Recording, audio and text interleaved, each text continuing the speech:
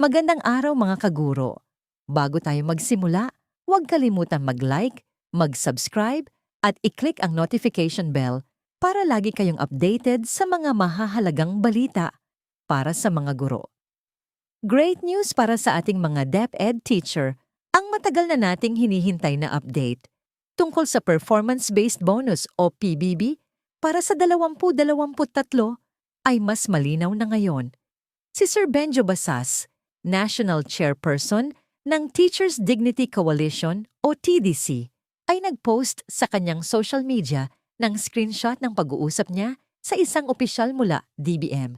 Dito nakumpirma na, aprobado na ng TWG o Technical Working Group ang eligibility ng DepEd para sa PBB 2023.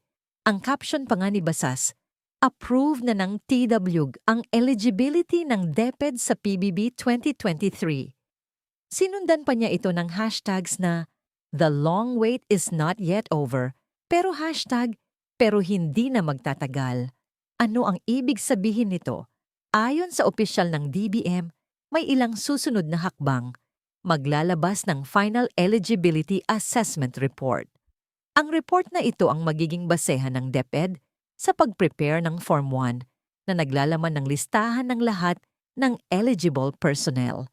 Ang Form 1 na ito ang magiging basehan ng release ng pondo para sa PBB. Mga kaguro, malinaw na isang malaking hakbang na ang natapos. Ang eligibility hurdle ay nalampasan na.